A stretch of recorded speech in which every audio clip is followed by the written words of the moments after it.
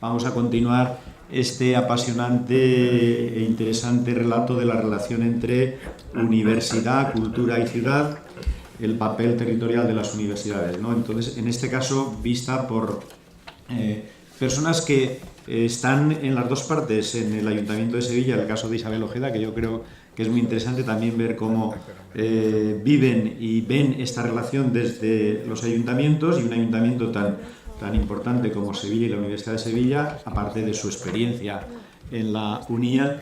En el caso de Roberto, también desde un perfil como el que hemos visto de Eduard Miralles, paralelo a la universidad y en una relación supongo que también compleja con la universidad y con las enseñanzas universitarias, y por su parte pues Pablo Sampedro, director del área de cultura de la Universidad de Santiago de Compostela. ¿Y qué podemos decir de Santiago aquí, ¿no? Yo creo que él nos contará ahora después esta relación. Sin más preámbulos, le paso la palabra a Isabel Ojeda. Bueno, buenos días a todos y a todas, muchas gracias. La verdad que cuando Antonio Javier me llamó para participar en estas jornadas, para mí ha sido como un balón de oxígeno. Ahora os comentaré para que veáis un poco la trayectoria. Yo vengo de la universidad, vengo del campo de la gestión y ahora estoy ocupando un cargo de responsabilidad política en el Ayuntamiento de Sevilla, en la Dirección General de Cultura. Y aunque mi cargo se supone que es político, yo siempre me empeño en decir que soy politécnica, un poco con lo que hablaba Eduard, porque es verdad que viniendo del campo de la gestión, cuando aterrizas en un puesto político, pues tienes que estar como lidiando entre un terreno y otro e intentando bajar a la realidad muchas de las expectativas que se plantea cuando se viene desde un campo estrictamente político. Yo quería poner un poco en solfa, al hilo de este encuentro, y así de una forma muy somera, la relación, entre comillas, de pareja de la universidad con los ayuntamientos.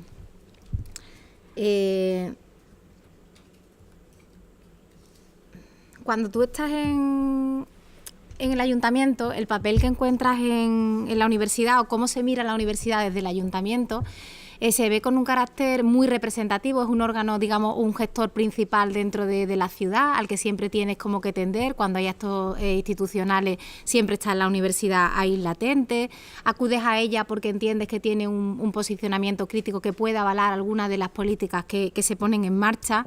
Te da como ese carácter de solvencia técnica ir acompañado de la universidad. Además tiene la cualidad que combina el ámbito de la gestión con el ámbito de la investigación, con lo cual comprende los ritmos de unos y otros. La parte de cultura es verdad que se ve como un agente cultural proactivo, pero luego veremos que está de alguna manera muy en su atalaya, muy en su ámbito, encerrada en sus dominios. Aunque cada vez más las universidades están participando, digamos, activamente de la vida cultural, pero no existe esa coordinación innata.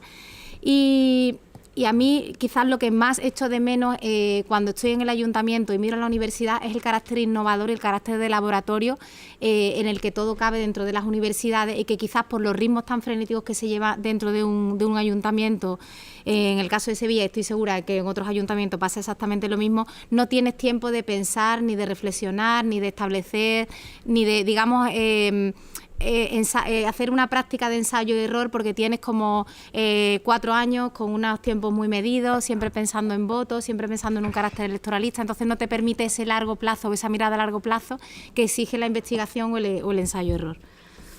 Perdona, es que estoy acostumbrada a otro ordenador. El ente local, por contra, juega un papel muy de infantería. Tienes al público encima, tienes al ciudadano exigiéndote continuamente, el tejido profesional es muy activo y al primero que acudes al ayuntamiento para que solvente todos sus problemas. Los ritmos son muy frenéticos.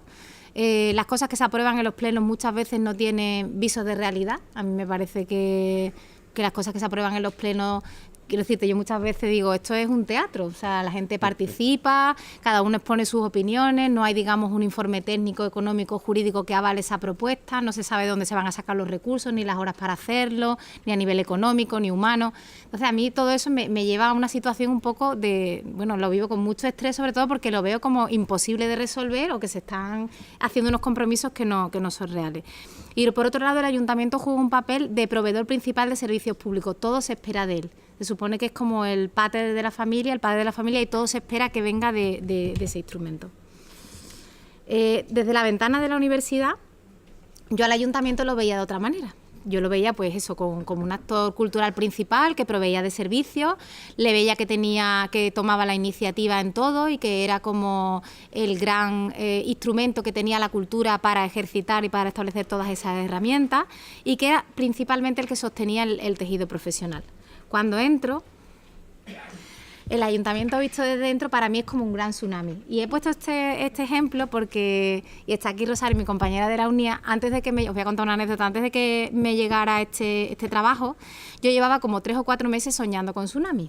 Soñaba con tsunami, y yo le decía, digo, no sé qué me pasa, digo, porque yo estoy muy tranquila y no paro de soñar con olas gigantes y no sé lo que viene detrás. En mi sueño llegaba la ola, pero yo no veía lo que pasaba después.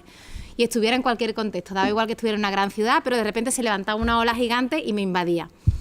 Entonces, cuando me llamaron y empecé a trabajar en el ayuntamiento, yo me reía porque le dije al concejal un día, de repente se me iluminó la bombilla y dije, has llegado a mi vida como una ola. Digo, como la canción de Rocío Jurado, porque de repente me vi envuelta en el tsunami que supone gestionar la cultura desde un ayuntamiento. Os voy a contar un poquito la relación, cómo veo ahora mismo las tripas locales y la relación con cultura. En el fondo, el ayuntamiento, aunque se vea un proveedor principal de servicios culturales, es una entidad muy ensimismada. Os digo esto porque atiende mucho, digamos, tiene una vocación muy grande de atender sus equipamientos culturales y de dar respuesta a una serie de programaciones que tienen, una serie de equipamientos, pero le faltan herramientas para establecer unas vías de colaboración estrechas con el sector.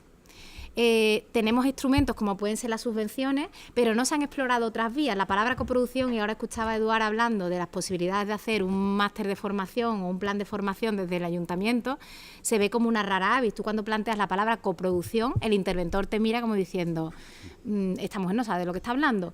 Incluso voy a menos, un convenio de colaboración que desde la universidad estamos muy acostumbrados a hacerlo, tú pones una parte, yo pongo otra, en el ayuntamiento eso no funciona así.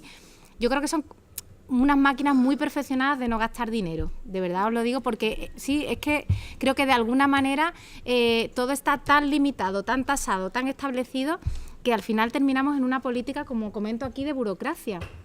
Hay una burocracia alucinante. Sé que es una tendencia actual y que ahora por todos los temas que ha pasado de corrupción cada vez son más, pero llega un momento en que pierdes el 80% de tu trabajo, de tu diario, en discusiones absurdas, con intervención, con tesorería, con recursos humanos, y tú dices, pero ¿qué estoy gestionando? Al final pierdes como el norte de dónde estás. Sé que en la universidad también está pasando y que estamos sufriendo todo esa avalancha de papeleo, pero en el ayuntamiento es mucho más... no sé cómo decirlo, es muchísimo más, digamos que hay más desconocimiento, o quizás en el área de cultura, no sé a lo mejor en las otras áreas del ayuntamiento cómo funcionará, pero estamos siempre puestos en solfa. O sea, lo que nosotros inventamos desde cultura está siempre puesto en tela de juicio y en entredicho. Digamos que no existe una pedagogía desde la parte administrativa para entender los procesos culturales. Hay un abismo entre la realidad cultural y la gestión administrativa. Entonces, eso hace que no tengamos esos canales, por eso digo que es una entidad ensimismada, no sabemos establecer canales para colaborar con el sector y atender reales a las demandas, sino que nos quedamos encerrados en programar los distintos equipamientos, los festivales que ya estamos acostumbrados, y ahí vamos cada vez más cerrados. Luego, por otro lado, tenemos, bueno, como estamos pasando todo, las limitaciones financieras y de recursos, que como sabéis, especialmente acusadas en los ayuntamientos, con las tasas de reposiciones cero, con unas plantillas muy envejecidas, que cuesta mucho trabajo adaptarlo a los nuevos ritmos. Esa falta de empatía con el sector profesional no es porque los técnicos de gestión cultural que trabajan en los ayuntamientos no la tengan, claro que la tienen, pero le faltan, como digo, esos instrumentos para poder llegar a ello. Y por otro lado, faltaría tener un servicio, igual que tiene esta asesoría jurídica, digamos, de traslación de la gestión cultural a los procedimientos administrativos. Ahí se genera un abismo muy, muy grande. Por tanto, lo que tenemos es una relación de pareja con reproches mutuos. ¿Qué dice el ayuntamiento, qué dicen los entes locales de la universidad? Que es lenta, que se pasa todo el día pensando, que vive en las nubes, que plantea unos retos que no funcionan, que es independiente, que vive en su atalaya, que está protegida, digamos, por el marco de la investigación, pero que no aterriza.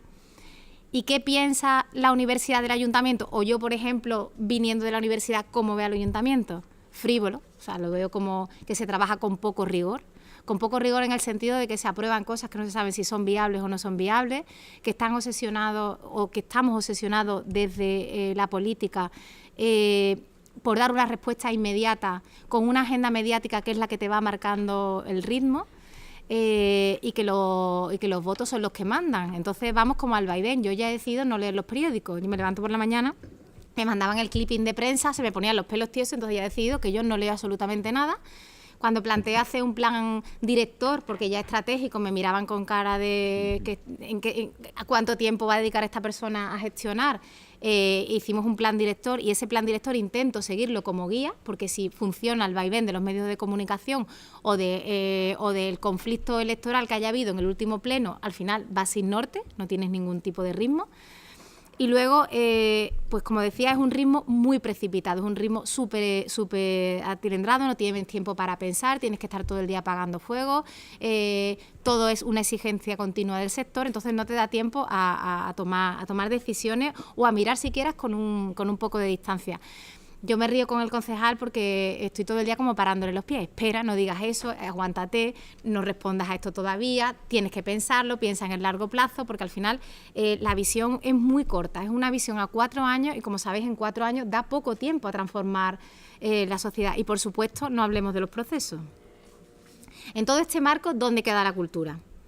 Pues al final queda enjaulada, a mi juicio, en una mera exhibición y en el concepto de industrias culturales. Cuando me refiero a la mera exhibición es que no se tienen en cuenta los procesos. Los procesos de trabajo no interesan, no importan. Es muy difícil convencer a un político o a un ayuntamiento de que tiene que poner el énfasis en los procesos, no solamente en el producto final, sino qué pasa con todo ese trabajo intermedio, cómo apoyamos al sector creativo y al sector cultural para que realmente el pensamiento pueda ser una forma de trabajo, para que se pueda remunerar los procesos de trabajo.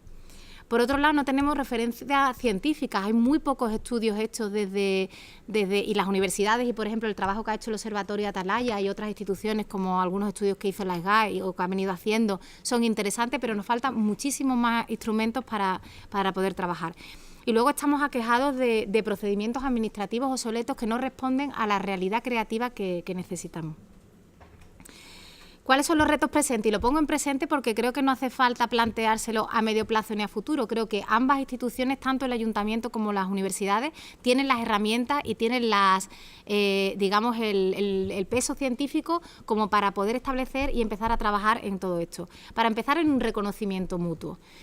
No solo nos vale ver al ayuntamiento como... Sí, no te preocupes que voy. Esta es mi última... positiva. No solamente en un reconocimiento mutuo, pero en un reconocimiento real del valor que tiene el pensamiento y del valor que tiene la gestión y no verlo como meros agentes que trabajan en el sector de la cultura pero que no tienen nada que decirse. Con una investigación aplicada, creo que es necesario que desde las universidades pongamos a trabajar al sector de la extensión universitaria de cara a que esos pensamientos, esas cosas que ponemos en marcha, todos los estudios que se han ido haciendo realmente tengan luego una respuesta y una aplicabilidad directa en los procesos culturales. Mucha más coordinación y colaboración. A mí me está costando, por ejemplo, muchísimo trabajo sentar a las distintas administraciones que están gestionando equipamientos diferentes en la ciudad para que hagamos una agenda cultural coordinada, para que cada uno ocupe su sitio, para que no nos pisemos, para que realmente seamos capaces de ofrecer al ciudadano una oferta coherente, cada una desde su especificidad y con todas las variaciones posibles, pero sin pisarnos fechas, coordinándonos, para ser mucho más eficientes en la gestión de la cultura. Por supuesto, investigación y gestión con ritmos compartidos. No solamente se trata en los ayuntamientos de gestionar y en la universidad de investigar, sino intentar fusionar ambos ritmos y que realmente podamos establecer unos procesos de trabajo donde primero haya una carga de pensamiento importante y de investigación y luego de gestión. Hay que intentar transferir la innovación a los modelos de gestión cultural y a los recursos. Nadie, por ejemplo, en Andalucía, que lleva muchísimos años trabajando con subvenciones, se ha planteado un análisis serio de si esas herramientas sirven o no sirven, qué resultados ha tenido, cómo está el sector cultural después de 30 años, por ejemplo, utilizando las subvenciones. Y miro a Lluís porque en el máster de gestión cultural se planteaban muchas veces todos esos instrumentos que teníamos, si eran útiles, si no lo eran, cómo podemos establecer unas nuevas leyes y unos procedimientos administrativos, por qué no se revisa la ley de contrato, la ley de procedimiento administrativo, también con las lógicas de la cultura, que muchas veces se están gestionando y no se atienden. Formación. Pero continua. De verdad, hacen falta muchísimos planes de formación para todos esos gestores culturales que están trabajando en los ayuntamientos y que por ese ritmo quizás precipitado que se llevan, más allá de que participen en cursos aislados, no existe un trabajo continuo y serio de unos planes de formación que vengan de la universidad y que arrastren no solamente a la parte de los gestores culturales, también a la parte de intervención, también al sector de la administración, porque muchas veces el sector administrativo son los que más sufren para ver cómo casan la realidad con lo que tienen. Y luego aprovechar la universidad como puente social de la cultura, o sea, toda esa capacidad que tiene la universidad de permear y de crear nuevos públicos tiene que ser mucho más intensa y trabajada mucho, en mano a mano con el ayuntamiento. Nosotros ahora mismo, por ejemplo, en el Ayuntamiento de Sevilla hay una delegación que se encarga de las relaciones de universidad y ayuntamiento. Yo no sé si Elodia, que está aquí, que es de la universidad, me gustaría luego escuchar un poco en qué se traduce ese departamento y esas relaciones, porque yo, más allá de acudir a la universidad muchas veces o que venga a decirme en qué puedo colaborar, de aportar programación, no veo que en el campo profundo haya una relación mucho más fluida.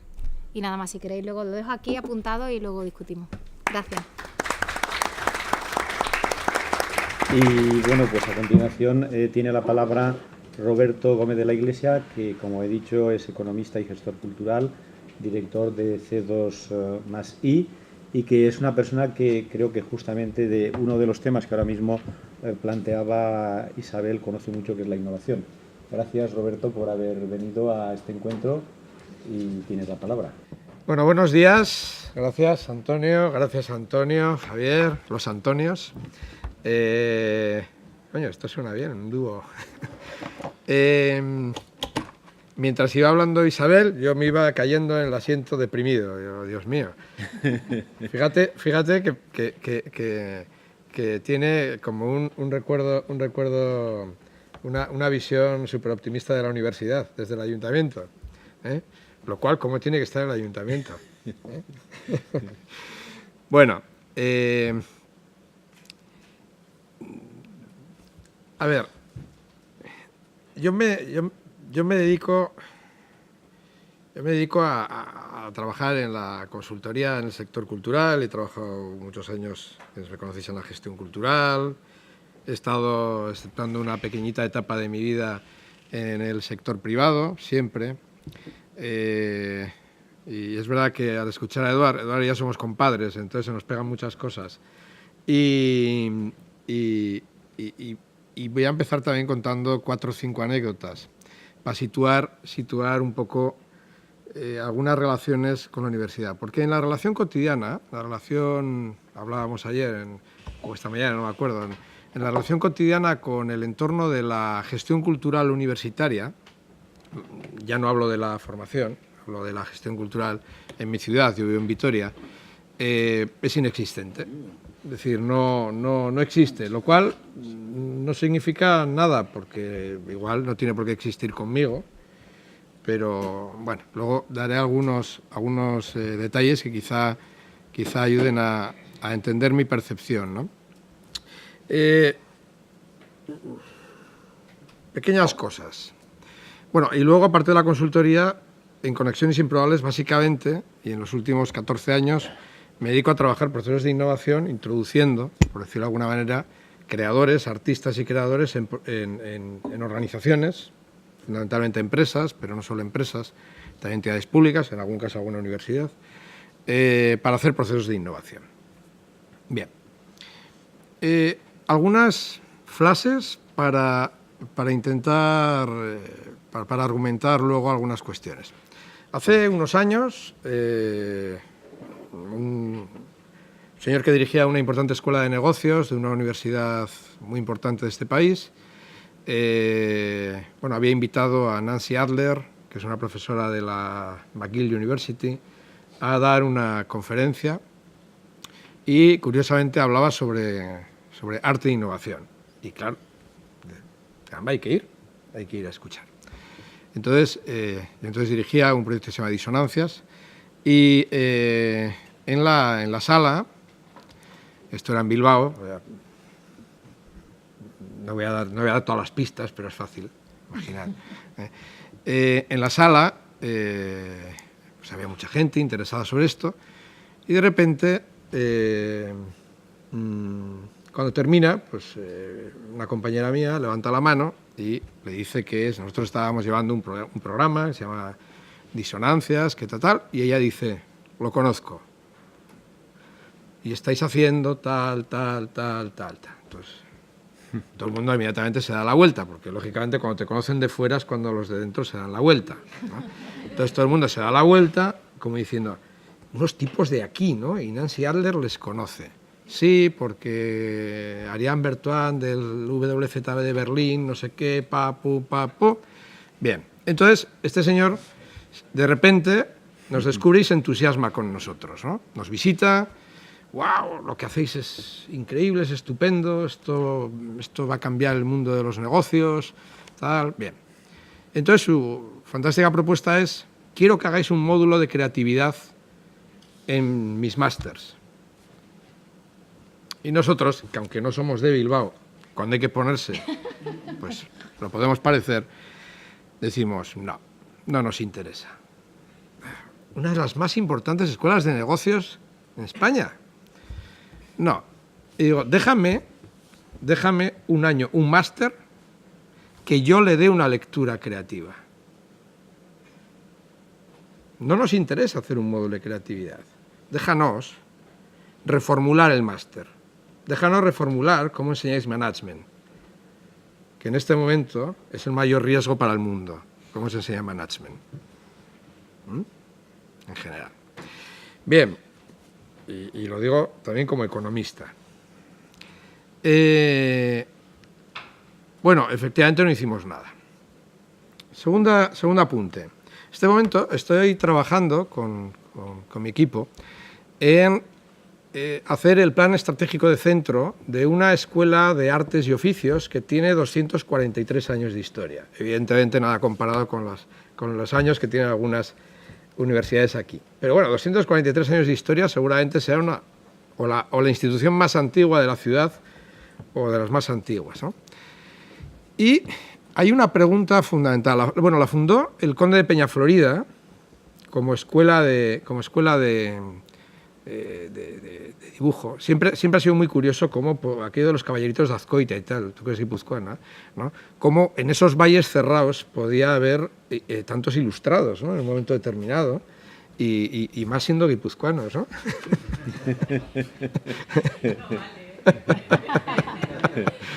Estamos provocando un poco. Bien, no, en serio. Entonces, de repente, hay una pregunta fundamental, ¿no? Porque ¿cómo nace esa escuela? Como una escuela de dibujo. Claro, la pregunta es, ¿qué era el dibujo hace 243 años? Era la tecnología necesaria para trabajar en todo. Y la pregunta hoy que les hacemos es, si hoy el conde de Peñaflorida estuviese hoy aquí y fundase esta escuela, ¿qué pensaría el conde de Peñaflorida? ¿Qué haría el conde de Peñaflorida? ¿Seguiría enseñando dibujo, pintura, grabado, que hay que seguir enseñándolo? ¿O se plantearía otras cosas? Estoy hablando de una escuela que no es universitaria, pero que bueno, en algún momento compartió espacio y procesos con lo que luego se convirtió en un grado, en diseño, no sé qué, Bien. Otra flash. Yo soy profesor en el máster de gestión cultural del ICMU, de la Complutense. Llevo creo que 17 años dando clase allí. Igual ya es hora de que me cambien. Pero yo empecé en el año 2000 y antes de esa época yo todavía recuerdo cómo nos convocaban, y Luis y Eduard y otra gente se acordaba, nos convocaban alguna vez en el Ministerio a reuniones, centros de formación en gestión cultural. Y yo iba en representación de una empresa, éramos los únicos que éramos una empresa. Y nosotros empezamos prácticamente haciendo formación en gestión cultural casi a la par que empezaron en Barcelona, ¿no? Y empezamos en Vitoria, porque en el País Vasco Vitoria existe. O sea, Vitoria también existe. Y creo que no lo hicimos mal. Creo que aportamos bastantes cosas a la reflexión. Pero era una lucha permanente para tener legitimidad en aquella mesa. Y es verdad que, por ejemplo, esa legitimidad, algunos de los colegas que están aquí nunca nos la discutieron, pero había muchos que nos discutían la legitimidad para poder formar. O sea, cuando vamos a sus centros tenemos legitimidad. Cuando formamos por nuestra cuenta, que lo he hecho durante más de 30 años, parecía que no la teníamos. Luego, la universidad no siempre ha sido generosa en ese sentido con la profesión y con quienes hemos aportado, creo que mucho a la profesión, y hemos aportado precisamente en esa labor que a veces era necesariamente depredadora, que decía Eduard, hemos aportado mucha materia prima para la profesión. Y que de hecho, en este momento seguimos aportando mucha materia prima, porque hay, y ayer lo decía con alguien, no me acuerdo con quién, hay más dinero para investigar nuestro sector que para hacer en nuestro sector. Allí de repente vosotros tenéis un instituto donde le caen millones de euros para que nos machaquen a encuestas, que ya hay un momento en que te hartas de responder, porque hay un momento en que no es una cuestión de no querer colaborar, es una cuestión de el sector está peor que nunca. Nunca se ha hablado tanto como nosotros, nunca se ha hablado tanto de nosotros. Nunca se ha hablado tanto del sector cultural y creativo. Nunca, en términos relativos, en términos absolutos estamos mejor que hace mucho tiempo, pero en términos relativos con respecto a cómo hemos estado hace algunos años, nunca hemos estado tan mal. Coño, y nunca ha habido tanta gente investigándonos. Debemos ser muy peculiares, porque nos están investigando todo el día. Y hay cantidad de dinero para investigarnos. El otro día un colega nos lo decía en Valencia, dice, ¿es verdad? Dice, si es que a nosotros nos dan un montón de pasta para hacer procesos de investigación sobre industrias culturales y creativas. Y las industrias culturales y creativas se mueren. ¿Vale? Bien, otro flash. Cuando yo empecé un proyecto que se llama Disonancias, bueno, primero Divergentes y luego Disonancias por el 2004, 2005, lo que ha derivado, ha evolucionado a Conexiones Improbables con los años, de arte-empresa, la primera reacción, en este caso también fue de la Universidad Pública, en concreto de la Facultad de Bellas Artes, con quien tenemos buena relación, pero eso lo teníamos que hacer nosotros y no vosotros. Ya estamos con la legitimidad. Dije, hacerlo hasta hoy. Hacerlo. Si lo tenéis que hacer vosotros, hacerlo, hasta hoy. Bueno, como a mí me gusta llevarme bien con la gente, pasados los años, y te lo contaba ayer, Antonio, pedimos una reunión con el que entonces era vicerrector, luego fue rector, tal, y entonces decimos, miren, este año, Disonancias, estamos muy bien, tenemos pasta, y tenemos 25.000 euros de hace ya como unos 11, 12 años, y tenemos pasta para que alguien nos investigue.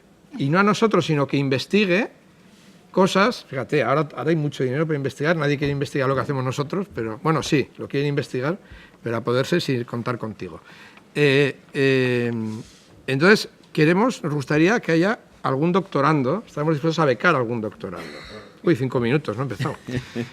Algún doctorando. Estupendo. Hasta hoy. ¿Tenéis problema de dinero, de verdad? Hasta hoy. Oye, y nos gustaría tener una lista de profesores en diferentes áreas y materias que puedan estar interesados por procesos de hibridación, porque nos gustaría contratarles para muchos de nuestros procesos.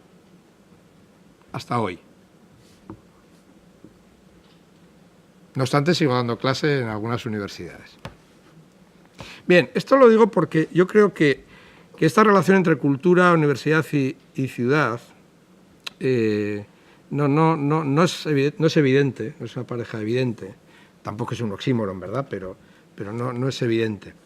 Fijaros, hace poco yo he estado dirigiendo el Plan Estratégico de Cultura de Álava, lo cual para mí ha sido una ilusión especial porque era el lugar donde menos trabajaba, en mi provincia. Y yo ahora, al venir aquí, me he dado cuenta que nadie nunca echó de menos a la universidad en el proceso participativo. Tampoco la universidad llamó. Pero nunca nadie mencionó a la universidad. Entre los agentes culturales que tenían que estar, es curioso. Yo me he dado cuenta después, digo, coño, yo no me acordé de la universidad y conozco y tengo muy buena relación con el gestor cultural de la universidad, no por la relación universitaria, sino por otros motivos. Pero, coño, ninguno nos acordamos. Pero es que cuando se hizo el proceso, perdonad que estoy mirando para allá y aquí estoy... Ahora os dedico un rato aquí. No, pero me gusta miraros a los ojos. Nadie echó de menos a la universidad. Estamos, por tanto, en cuál es el papel en la promoción cultural que tiene que tener la universidad. Y para mí, lógicamente, tiene que ver un poco con este espíritu transversal que en la última parte que señalaba también Eduard, ¿no? Es decir, yo solamente, en términos de consultoría, he trabajado en 2 proyectos con universidad. En uno hicimos un proyecto estratégico para un área de cultura en una universidad pública, que no está aquí hoy, ilusionante, con una reorientación potentísima. Bueno, es uno de esos más que se queda en el cajón. ¿Por qué? Porque hay miedo. Pero de repente la misma universidad tiene 4 cacharros, y ayer hablabais del patrimonio, distribuidos entre diferentes espacios, y dice que va a montar un museo de la ciencia y la tecnología. Y no sé si eras tú el que decías, eso no es un museo. Pues efectivamente, me llaman un día y le digo, bueno, queremos que hagas un proyecto de museo. Hombre, esto no es un museo, no hagáis nada. Dejarlo como está, conservarlo bien, mantenerlo bien, pero no hagáis un museo. Bueno, claro, ahí algunos salían enfadados. Es que el encargo que tengo del jefe del departamento es que toca hacer un museo. Bueno, pues mira, llama a otro, porque yo con esto no te voy a hacer un museo. Pero a la par, lo fundamental, que era el plan estratégico, de ver cómo la universidad no atendía a las necesidades culturales de los alumnos, sino que la universidad, miraba hacia la ciudad y conectaba con la ciudad. Y eso significa salir del campus, significa tener relación cotidiana con los agentes que están todos los días. Y 2, cómo hacia adentro se convertía el área de cultura en un elemento que fomentase la transversalidad, que fomentase la transversalidad real, la transdisciplinariedad real, y cómo favorecer, tú decías, Isabel, las posibilidades de experimentación de la universidad. Que sea verdad, la universidad se supone que tiene unas posibilidades de hacer del propio espacio universitario y de su trabajo en la ciudad, esa idea de ciudad test, esa idea de experimentar procesos. Y yo me encuentro lo poco que me encuentro, la verdad, me encuentro un conservadurismo tremendo a la hora de abordar cualquier proceso de cambio. Y me encuentro a la gente que estáis gestionando, o que habéis estado y que estáis gestionando servicios culturales de cultura, que sois, en fin, sois sois una guindita, es que no sois ni guinda del pastel, sois una pequeña, una almendrita de esas que se pone encima del pastel, que está bien, que queda bien en el discurso general y en el plan estratégico de la universidad, queda muy bien, pero yo veo la precariedad de medios con los que trabajáis, la poca importancia que se os da, porque en realidad todo este enfoque... Hay 2 cosas que creo que están machacando mucho el potencial cultural de la universidad. ¿Realmente la universidad está en el universo de la cultura? Joder, parecía que tendría que ser lo natural. Pues si entendemos además que el conocimiento, etc. Una de las cosas que está machacando es esa obsesión por universidad-empleo. ¿Vale? Y la otra es el propio modelo organizativo universitario. El propio modelo organizativo universitario incapacita a la universidad para ser un agente cultural activo. Lo siento.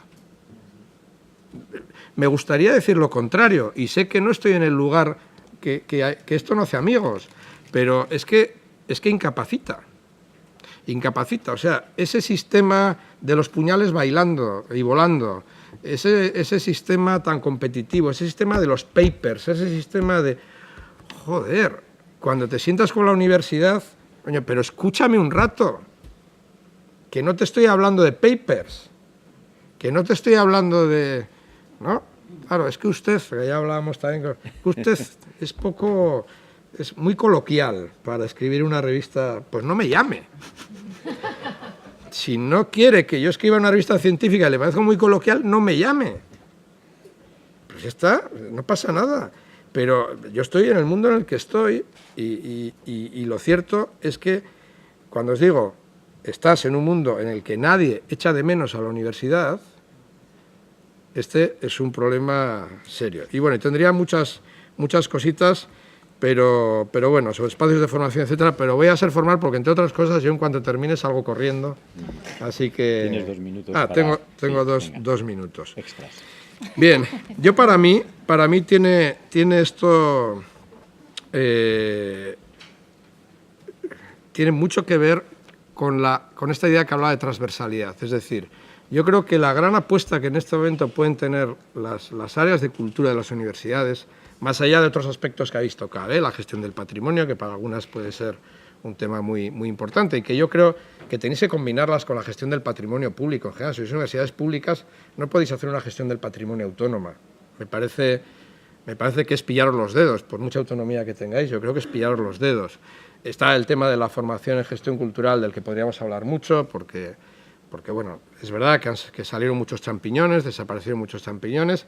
Creo que hay un momento en que hay que revisar muy profundamente las metodologías, básicamente las metodologías de formación. Las metodologías se nos han quedado viejas, Es decir, por mucho que estemos activando muchas cosas, y lo puedo decir, creo, que desde una atalaya donde, bueno, estamos algunas personas que trabajamos, tenemos relación con másters que están bien situados, que tienen buena reputación, buen prestigio, etcétera, etcétera, pero además hemos ganado a Antonio Ariño el último año en el IGMU, con lo cual hay que dar vueltas, pero yo creo que esa idea de la transversalidad, esa idea de, cómo convertir el área de cultura en realmente un elemento de diálogo entre el arte, la ciencia, la técnica, la empresa, la tecnología. Eso significa pasar de ser programadores. Alguna vez, cuántas veces hemos hablado, Eduard, de que los animadores muchas veces pasaron a ser gestores, los gestores a programadores. Y hoy necesitamos mediadores. Necesitamos mediadores, y el papel de mediador es un papel radicalmente diferente. Y necesitamos mediadores capaces de abrir brechas en el propio entorno universitario, ir identificando profesoras, profesores con ganas de experimentar y de abrirse al exterior. Y eso es ir abriendo grietas, y eso cambia radicalmente, insisto, el papel. Dejar de ser programadores de espectáculos, que además queremos que los jóvenes, sobre todo, vengan al campus, coño, que al campus no quieren ir. No os empeñéis porque al campus no quieren ir. O sales fuera o no. Dejaros de programar y empezar a generar espacios de experimentación y transdisciplinariedad. Gracias.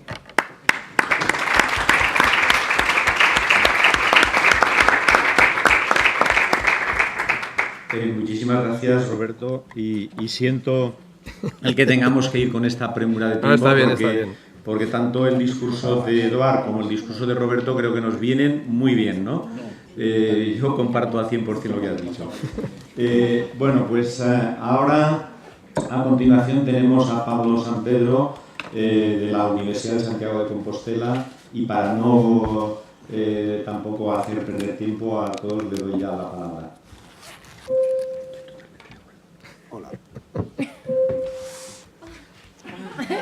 Atención. Sí, vale. Buenos días.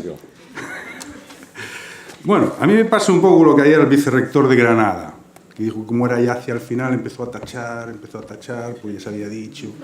Bueno, yo ayer a la noche había tachado casi todo lo que ya tenía preparado, y como a los agentes culturales, gestores culturales, se nos supone que tenemos una capacidad incuestionable de improvisar plan B en cuestión de nada, Pues yo había preparado un plan B, que es este, que Eduard me lo ha cubierto, y Roberto, la última línea, que era la mediación, pues lo acaba de mencionar. Rematar. Entonces, plan C, así 4 cositas. Plan C, no hay problema. Así acabo antes y voy al grano, que me obliga a ir al grano. Bien, solo un primer apunte, que es una reflexión sobre el inicio de mi carrera profesional y que creo que es aplicable a todo lo que hemos hablado aquí y lo que yo puedo comentar. El gran sabio sociólogo, padre de la animación sociocultural de Galicia, Xan Bouzada, que hablábamos Antonio y yo el otro día, y amigo mío, me dijo cuando yo iniciaba, yo estudié medicina y me especialicé en termalismo, y llegado un momento me pasó un poco lo que a Eduard, tenía una disyuntiva, o ir por aquí o ir por aquí, y Xan Bouzada, que le pedí consejo, me dice, a ver, la misma reflexión que Eduard, valora, equilibra esto y lo otro. Y me dice, además, la animación sociocultural es como una llave inglesa. Sirve para todo tipo de tuercas, solo tienes que abrir o cerrar, ajustar, y apretar o aflojar. Bien, esto me ha acompañado toda mi carrera profesional hasta hoy, y que me permitió en cualquier momento apretar o aflojar en función de las necesidades de mi situación profesional antes de la universidad y después. Entonces, cuando entré a la universidad, y voy a ir directamente a analizar la relación ciudad, universidad y cultura, en la Universidad de Santiago tenemos 2 campus, Santiago de Compostela y Lugo, que tienen 2 realidades absolutamente diferentes y que tenemos que gestionar con una tuerca diferente, con la misma tuerca, pero con la misma llave, perdón, y apretando y aflojando. ¿Cuál es la situación en Lugo? Voy a empezar por ahí porque es más sencilla.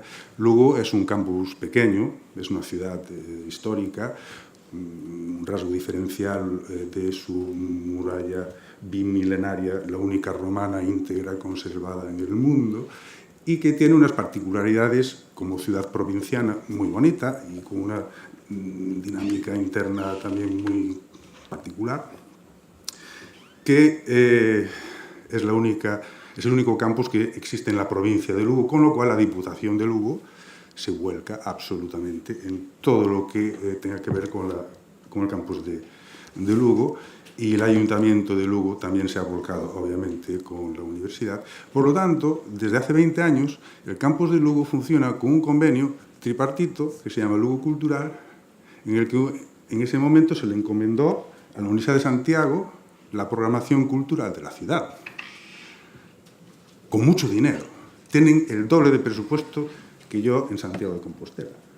Ellos tienen como unos 6.000 estudiantes, 7, nosotros tenemos 20.000. ¿no? Es una circunstancia un poco disparatada, pero había que aprovecharla. Pero claro, cuando se nos ofreció esta posibilidad, que ayer hablábamos Antonio y yo y otra gente sobre el tema, ¿cómo vamos a programar desde la universidad la programación cultural de una ciudad? No es eso lo que nos interesa.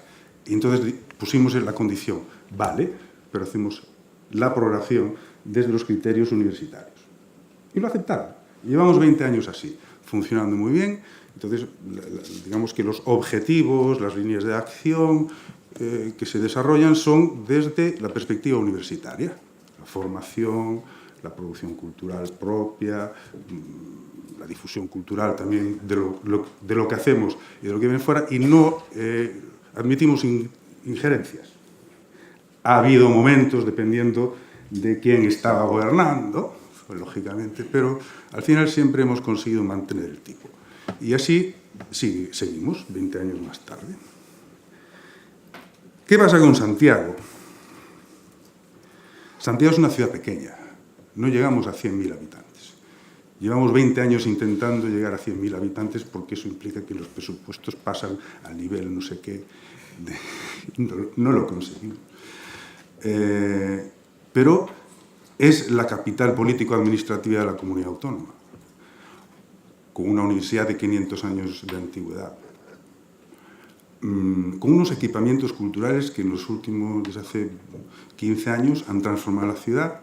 Tenemos un palacio de congresos y exposiciones con un auditorio con capacidad de 1.500 personas, el Auditorio de Galicia con capacidad de 1.000 y un pequeño de 300. el disparate en la ciudad de la cultura, que no sirve para nada, pero que está succionando todo el dinero que podría haber para la cultura de toda la comunidad autónoma. Otros espacios de las antiguas Caixa, Galicia y demás, con una orquesta sinfónica, una programación estable. Es decir, estamos metidos en una ciudad que genera una gran cantidad de actividad cultural en todos los ámbitos, con unos espacios y contenidos culturales muy importantes y potentes. Y desde que yo entré en la universidad en el año 91, que es cuando se produce la división de la Universidad de Galicia en tres, la Universidad de Santiago era única, y justo en el 91, que entro yo, pues se dividen en Coruña, Vigo y Santiago.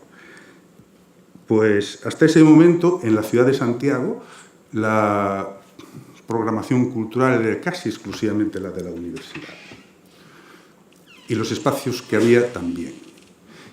Y justo cuando entro yo y se constituye el equipo y la estructura del área de cultura, todo esto empezó a cambiar. Si de repente, llave inglesa, a ver, esto hay que reajustar porque no estamos perdiendo, primero, el protagonismo que teníamos y tenemos que buscar cuál es nuestro espacio ahora. Y esto nos obligó a redefinir toda nuestra, no solo programación, sino las líneas de acción para no diluirnos y perdernos y mantener una identidad diferenciada del resto. Y lo hemos conseguido. Y ahora, además, desde hace unos años, con la crisis, todos vienen a nosotros. No a pedir dinero, porque no tenemos. Pero nuestros espacios, a pesar de todos estos grandes contenedores modernos y tal, no les valen. Nadie quiere programar en estos sitios. ¿Quieren programar dónde?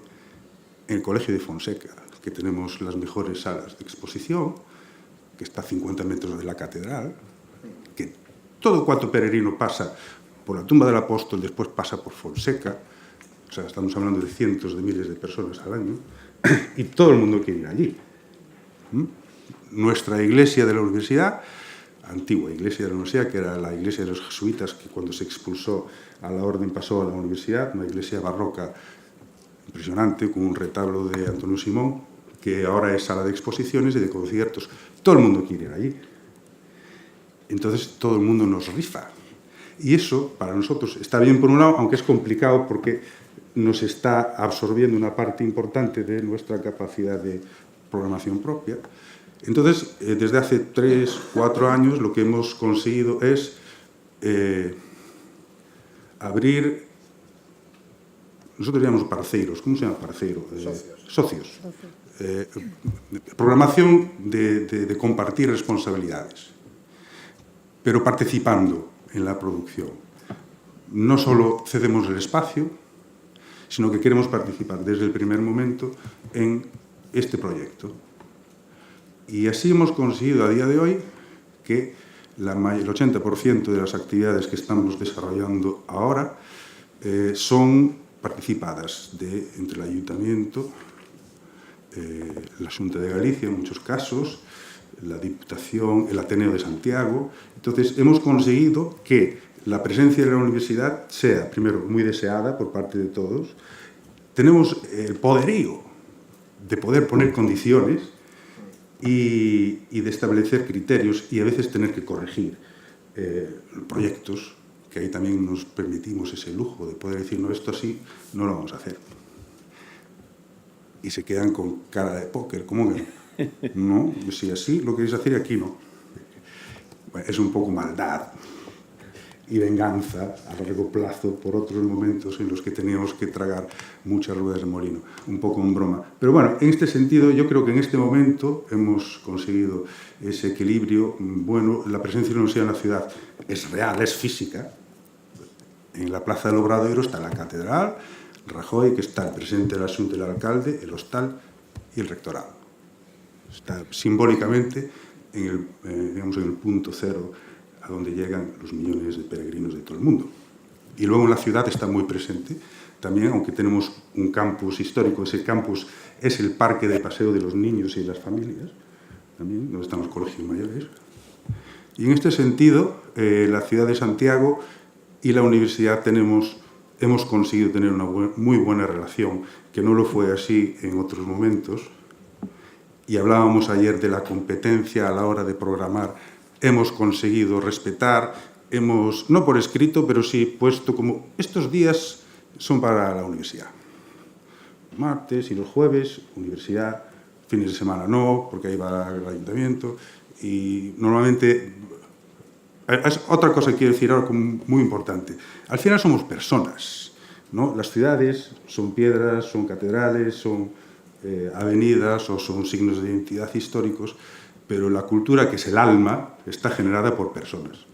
Y las personas, una vez que nos conocemos y que tenemos ya cierta experiencia y trato, permite que lleguemos a acuerdos extraoficiales, o sea, las personas que permanecemos a pesar de los cambios políticos que pueda haber, permite que lleguemos a acuerdos que son más sensatos y razonables que los que se tomarían en altas instancias. Y creo que ya, ¿no? Muy bien. Quiero decir que era un poco, sí, una forma de transmitiros mi experiencia en dos ciudades muy diferentes en cuanto a la presencia de la universidad y cómo lo hemos gestionado, con llave inglesa y personas. Gracias.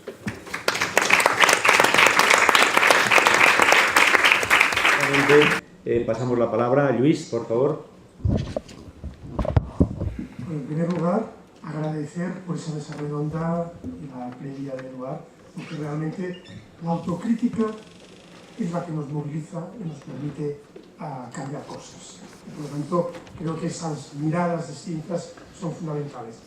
Quiero agradecer a Isabel, porque hay muy pocas veces que una persona con responsabilidades públicas se atreve a hablar con la claridad que lo has hecho. Y eso a veces los universitarios, que en teoría tenemos más libertad, no siempre ejercemos esa libertad. Y por lo tanto, es la primera autocrítica que creo que es muy importante. También agradecer a Roberto siempre su mirada, nos ayuda y nos permite repensarnos, porque a veces estamos en Os quiero. Sí, pero es genial, ¿no? Los que estamos dentro y conocemos los cuchillos y sabemos cómo salvar los cuchillos, los puñales que decía Eduard, a veces nos cuesta hacer de mediadores entre la estructura burocrática con la que hemos de lidiar cada día y estas propuestas que nos vienen de fuera, con las que podemos compartir, pero a veces no sabemos cómo encontrar. Pero quería hacer tengo miles de ideas o cosas que quería comentar, pero me voy a centrar en una en particular, porque creo que es un tema de reflexión interesante. Cuando Roberto, tú has hablado del tema de la propuesta de hacer un doctorado, en este momento, desde las administraciones públicas nos están presionando, además de dinero, no por nada, para que hagamos doctorados profesionales. Y hay algunos buenos ejemplos y algunos malos ejemplos de doctorados profesionales. Y este es un tema que estamos discutiendo a nivel internacional sobre cómo conseguimos dos cosas fundamentales. Por un lado, solventar el problema de legitimidad que algunos puristas de la izquierda, no de la gente de la izquierda, sino los puristas de la izquierda, no legitiman o no entienden que la forma de acercarnos a la sociedad pasa por colaborar con ellos y por lo tanto trabajar. Entonces, esa idea de pensar que la empresa es el enemigo número uno, porque es el capital y es un enorme error, porque muchas veces la gente que defiende eso son los que están, digamos, en su castillo encerrados, digamos, no dejándose, digamos, mover por esa autocrítica tan necesaria.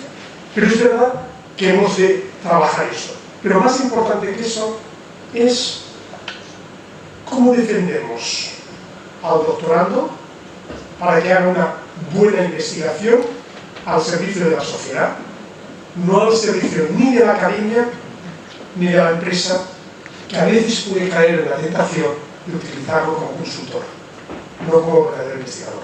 Y aquí es donde estamos en este momento trabajando con la Universidad de las Artes de Londres y otra gente para crear unos protocolos para poder avanzar en esa línea en un ámbito, como os decía, que no es un ámbito fácil porque los límites son borrosos. de momento lo dejo aquí, pero la idea que a partir de lo que has comentado quería... Pido más intervenciones para que si luego en la mesa haya una contestación global. Ahí, sí, por favor, Elodia. Sí, yo también brevemente, por cómo vamos de tiempo, da un poco de pudor pedir la palabra para hacer una aportación, bueno, para ver un poco, mi idea era recoger algunos de los planteamientos que se han hecho, que me parece muy interesante, pero que ya se iniciaron antes, ¿no?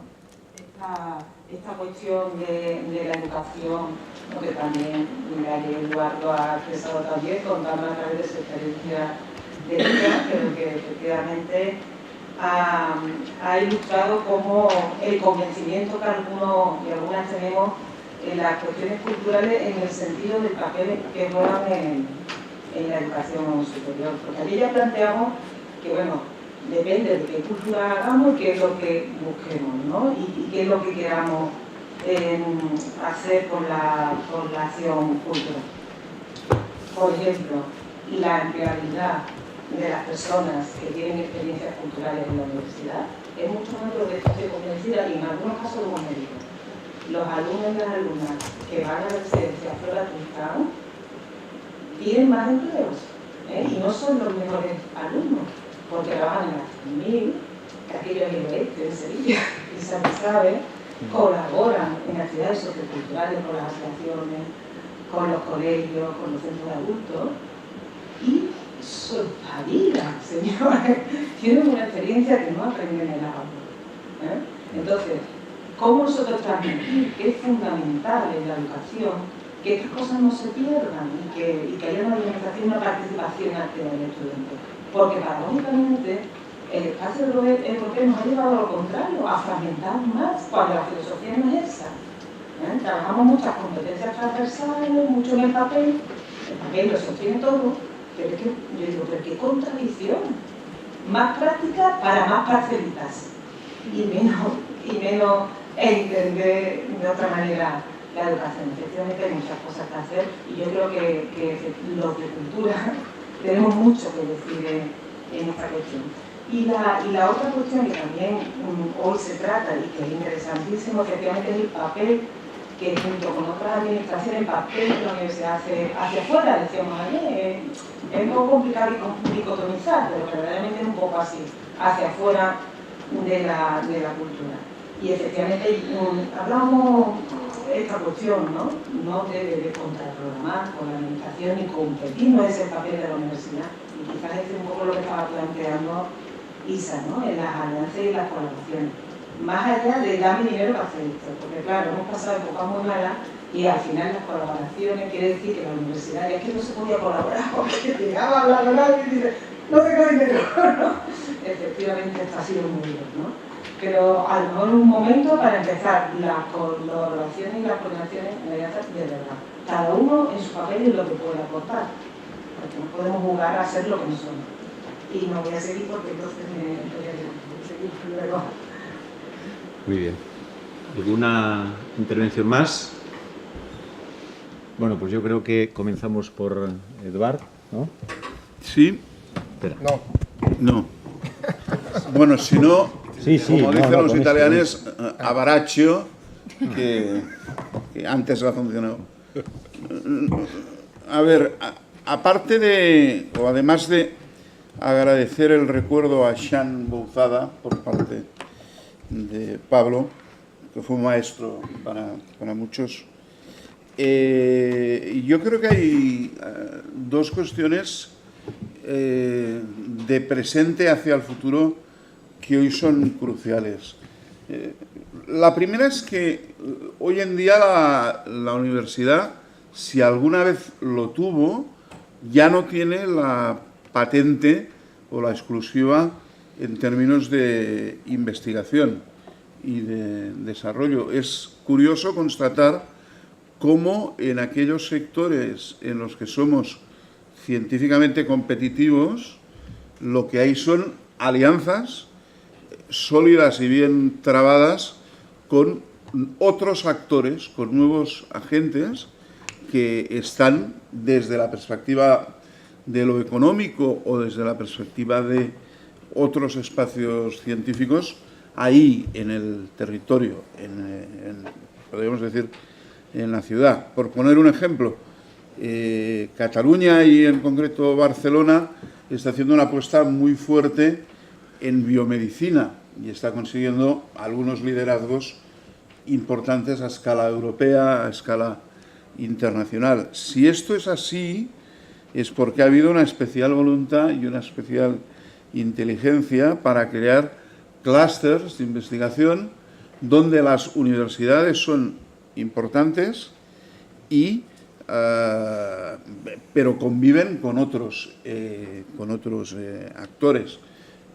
Pienso, por ejemplo, en el BIST, el Barcelona International Science Institute, y algunas otras iniciativas. Por lo tanto, yo creo que la universidad debe hacer a la vez una cura de modestia y ser capaz de identificar con quién convive hoy, tanto en los tres círculos clásicos, ¿no?, de la docencia, la investigación y la cultura. Yo estoy de acuerdo con Antonio Ariño en que el tercer círculo es efectivamente la cultura, y las administraciones territoriales deben saber hacer jugar este rol relacional que en términos de competitividad territorial a escala global, porque hoy casi todo es competitividad a escala global, nos haga fuertes. Yo creo que esto es un tema, bueno, crucial.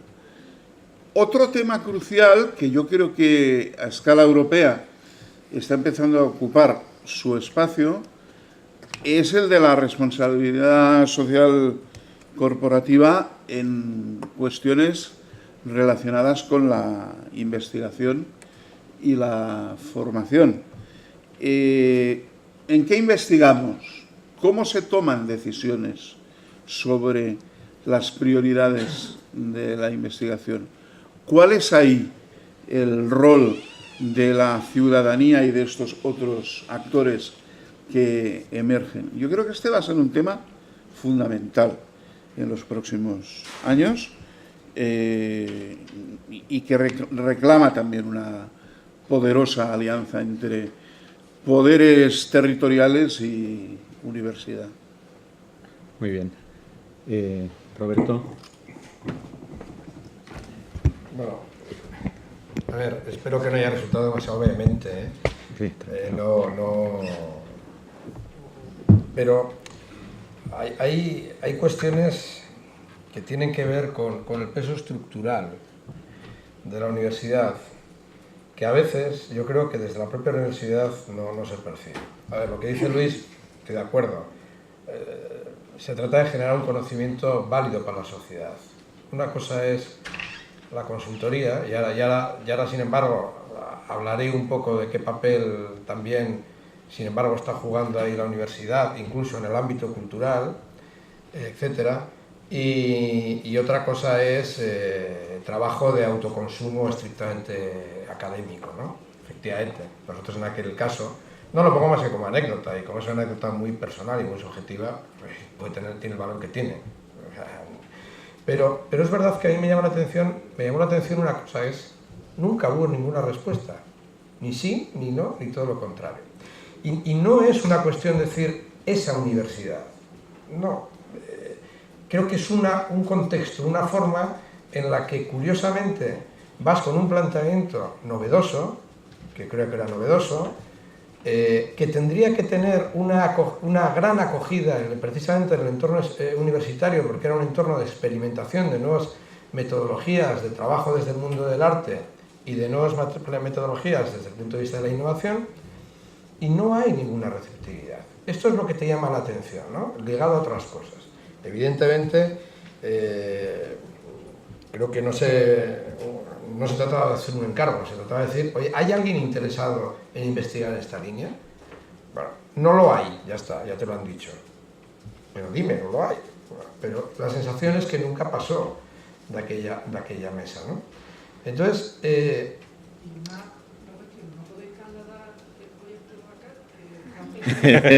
eran otros tiempos, entonces teníamos aquellos 25.000. Ahora los pido yo. Bueno, pues fíjate, por otro lado, sin embargo, nos sigue siendo dificultoso a nosotros. Tú sabes que durante muchos años nuestros procesos los investigaba el WZB de Berlín, teníamos un acuerdo, ellos obtenían datos para sus investigaciones y nosotros obteníamos resultados de nuestros procesos, además una evaluación independiente, etcétera, etcétera. Cuando desapareció el departamento que lo hacía en Berlín, no hemos sido capaces de encontrar una universidad que tenga un mínimo foco en este tipo de ámbitos que pueda hacer eso en España. Pues llama la atención.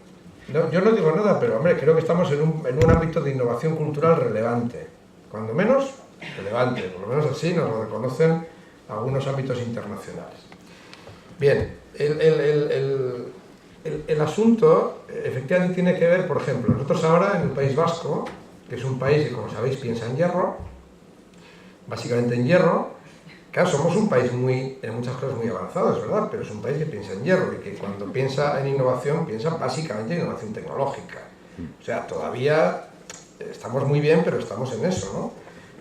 Hay una cuestión, cuando aparece en el RIS3, en los campos de especialización inteligente de los territorios, aparece un ámbito de oportunidad que son las industrias culturales y creativas. Bueno, cuando tú ves la primera mesa de pilotaje de las industrias culturales y creativas, ¿quiénes están? Las diputaciones, el gobierno, las diputaciones, los 3 ayuntamientos principales, el clúster de audiovisual, porque era lo más estructurado, Tecnalia, que es la gran corporación tecnológica del País Vasco, y K4, que es la otra corporación tecnológica, y poco más. ¿Y dónde está el resto de agentes? Bueno, hemos conseguido, la semana que viene tenemos reunión de pilotaje, y a base de dar mucha guerra, vamos a estar mucha gente en esa mesa de pilotaje. Muchas asociaciones profesionales vamos a estar ahí. Pero ¿cuál es la mirada? La mirada vuelve a ser la de quién tiene la legitimidad para diseñar los procesos de innovación y de transformación territorial, en este caso ligados a las industrias culturales y creativas. Coño, los grandes y los de siempre.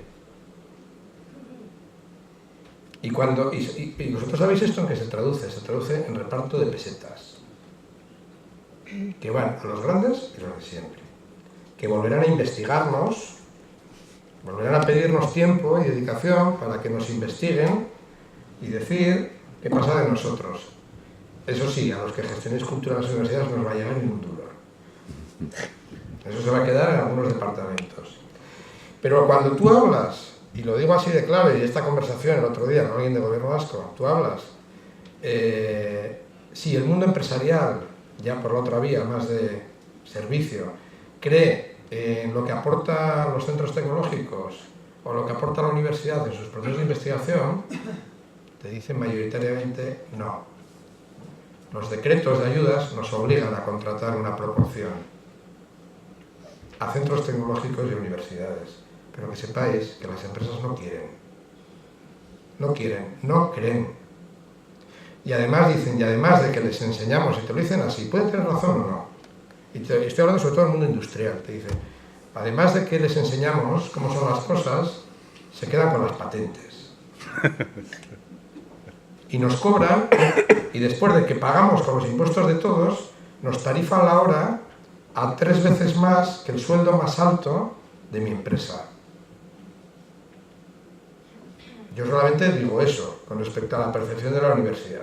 Y cuando vas al sector cultural y creativo, pues está pasando un poco lo mismo. Ahora vamos a experimentar en Euskadi algunos procesos de transferencia tecnológica. Vamos a ver cómo es esa transferencia tecnológica. Pero claro, curiosamente, la primera lectura que se hace de transferencia tecnológica es de los centros tecnológicos y de la universidad al sector. ¿De verdad ustedes creen que el sector no tiene nada que transferir a los centros tecnológicos ni al resto del mundo? Porque vamos. Y luego, es verdad lo de la empleabilidad, es una cuestión muy clara, pero no por las prácticas culturales solo en la universidad. La gente que tiene una vivencia cultural y está metida en líos, evidentemente tiene unas habilidades y unas capacidades que le posibilitan desarrollarse, encontrar mejor empleo, porque no está, de hecho, porque la mente es mucho más abierta y por tanto menos... Estamos en un momento, curiosamente, de contradicción entre los procesos de expertización y la necesidad de mayor desexpertización, ¿no? Entonces, este es un momento de contradicciones, es un momento donde donde efectivamente no basta con poner sobre un papel cuáles son las habilidades, y específicamente por eso mencionaba también la formación en gestión cultural, porque una cosa curiosa es que incluso en los másteres de gestión cultural no suele haber referencias a las posibilidades de trabajo en el ámbito universitario en la gestión cultural. Lo digo simplemente como cosa curiosa. Sí se mandan de vez en cuando alumnos en prácticas, pero no suele gustar mucho, porque da la impresión de que allí no hay futuro. Es curioso, ¿no? Simplemente lo dejo ahí. Si ven ustedes que yo salgo corriendo, no es por falta de educación, es que pierdo la vida, ¿no? No. Muchas gracias. Bueno, Pablo. No voy a añadir nada para no alargar. Isabel, por favor, un momentito, porque el tema del ayuntamiento sí que ha sido importante también. No, yo quería hacer una reflexión un poco retomando las ideas generales que se han volcado después de todas las intervenciones, que anotaba que teníamos como 3 grandes retos desde las ciudades, y no hablo de ayuntamientos, sino de la ciudad como todo, como ese corpus, ese ecosistema donde convive tanto el sector, el público, como las instituciones, que tenemos como 3 grandes retos en torno a la cultura. Para empezar, yo diría una escucha activa, y retomo la palabra del factor de mediación, una escucha activa con el sector profesional, por supuesto, estar en el día a día para ver realmente qué necesidades tiene, el público, porque nos olvidamos muchas veces de que tenemos que pensar en ese público, en la creación, en ver qué demandas tiene, en ver cómo se satisface, en ver cómo se generan nuevos públicos, y hacer ese papel también de relación y de mediación con las otras instituciones que forman parte de ese ecosistema, que muchas veces trabajamos como isla. Otro gran reto que tenemos es, yo le llamo cómo tramitar un unicornio, por unas jornadas que se hicieron en Zaragoza que me parecieron muy interesantes, porque reunieron a directores de cultura de distintos ayuntamientos, de distintos partidos, donde todos compartíamos la misma problemática de cómo se gestiona la cultura desde lo público con tantas trabas que tenemos, así que cómo tramitamos ese unicornio. Y por otro lado, otra idea que también se ha lanzado aquí, que son las metodologías. Mi día a día es cómo mejoro la estructura, cómo mejoro los procesos para realmente que las estructuras públicas sean eficientes y que sirvan. Y todo eso tenemos un papel clave todas las instituciones, porque tenemos que trascender la programación. O sea, para mí la programación, entre comillas, no es que la haga cualquiera, pero es lo que ya venimos haciendo durante mucho tiempo, es lo que luce y es lo que realmente a lo mejor es la imagen que se traslada, pero más allá de todo eso, para que esa programación fluya, para que ese sector profesional se vea reconocido, para que podamos atender las relaciones institucionales, hay que cambiar las metodologías de trabajo y realmente crear unas estructuras que sirvan para la gestión cultural que tenemos hoy en día.